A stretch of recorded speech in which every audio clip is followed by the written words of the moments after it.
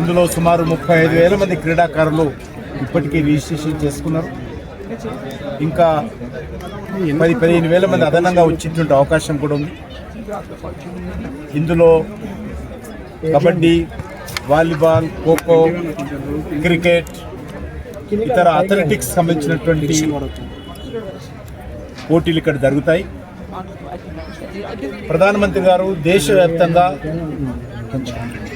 అన్ని ప్రాంతాల్లో కూడా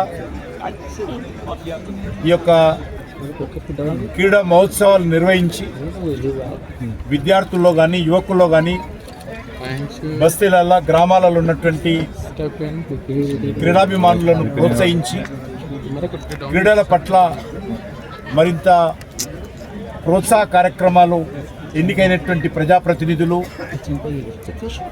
రాజకీయ పార్టీలు, ఎన్జిఓలు, విద్యా సంస్థలు ముందుకు రావాలని వారు పిలుపునివ్వడం జరిగింది.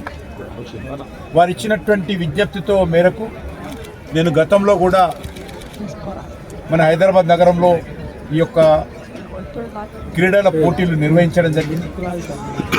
ఇప్పుడు మళ్ళీ ఈరోజు ఫార్మల్గా తెలంగాణ గవర్నర్ గారు ప్రారంభోత్సవం చేశారు. రేపు 23వ తేదీ నాడు మొత్తం అన్ని గ్రౌండ్స్లలో కూడా ఈ యొక్క క్రీడల పోటీలు ప్రారంభమవుతాయి. దీనికి హైదరాబాద్లో ఉన్నటువంటి అన్ని క్రీడా సంఘాలు, అన్ని విద్యా సంస్థలు మరి అన్ని రకాల సహాయ సహకారాలు అందిస్తూ ఉన్నారు. మనకందరికీ తెలుసు, రానున్నటువంటి కామన్వెల్త్ గేమ్స్ కూడా భారతదేశంలో జరగబోతూ ఉన్నాయి. దీనికి ఇప్పటికే భారత ప్రభుత్వం తరఫున అన్ని రకాల ఏర్పాట్లు చేస్తూ ఉన్నాం. రానున్నటువంటి ఒలింపిక్స్ కూడా మన దేశంలో తీసుకురావడం కోసము మనం ఇప్పటికే దానికి సంబంధించినటువంటి ఛాలెంజ్ చేయడం జరిగింది. నాకు పూర్తి విశ్వాసం ఉంది, కామన్వెల్త్ గేమ్స్ తర్వాత ఒలింపిక్స్ కూడా ఇండియాలో జరిగేటువంటి అవకాశం ఉంది. అన్ని విద్యా సంస్థలు కూడా ఈరోజు క్రీడలను ప్రోత్సహించాల్సినటువంటి అవసరం ఉంది.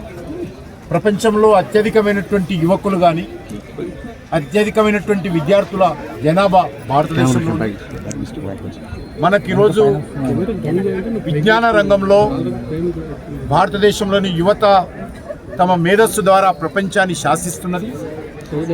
రానున్న రోజుల్లో కూడా క్రీడల్లో కూడా భారతీయ యువత ప్రపంచాన్ని శాసించాల్సిన అవసరం ఉంది.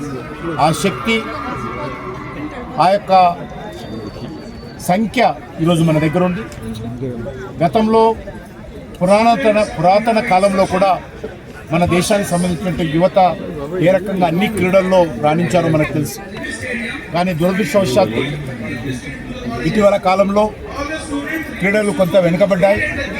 దాని కారణంగా ఈరోజు మాదక ద్రవ్యాలు కానీ, అదేవిధంగా మరి సెల్ ఫోన్లో ఎక్కువ సమయము మన యువశక్తి అవుతా ఉంది. దీని కారణంగా దీని నుంచి యువతను బయటికి తీసుకొచ్చి వాళ్ళు దేశ అభివృద్ధిలోనూ, శారీరకంగా క్రీడా రంగంలో కూడా, విజ్ఞాన రంగంలో కూడా మన యువత మరి కీలక పాత్ర పోషించాల్సిన అవసరం ఉంది. దానికి అందరూ కూడా ముందుకొచ్చి క్రీడలను అన్ని స్థాయిల్లో, గ్రామ స్థాయిలో, బస్తీల స్థాయిలో, విద్యా సంస్థల స్థాయిలో, మరి మండల స్థాయిలో, జిల్లా స్థాయిలో, రాష్ట్ర స్థాయిలో అన్ని రకాల సహాయ సహకారాలు స్వచ్ఛందంగా క్రీడాకారులకు అందించి ప్రోత్సహించాల్సిందిగా విజ్ఞప్తి చేస్తాను. ఈరోజు 4 గంటలకు ప్రెస్ కాన్ఫరెన్స్ ఉంది, అక్కడ అన్ని విషయాలు మీరు మీడియా సమావేశం తర్వాత వాళ్ళు మిమ్మల్ని టార్గెట్ చేసి, అందుకే నేను మళ్ళీ చెప్తా కదా, అందుకోసం 4 గంటలకు ప్రెస్ కాన్ఫరెన్స్ 4 గంటలకు ప్రెస్ కాన్ఫరెన్స్ చెప్తాను. 4 గంటలకు ప్రెస్ కాన్ఫరెన్స్ చెప్తాను.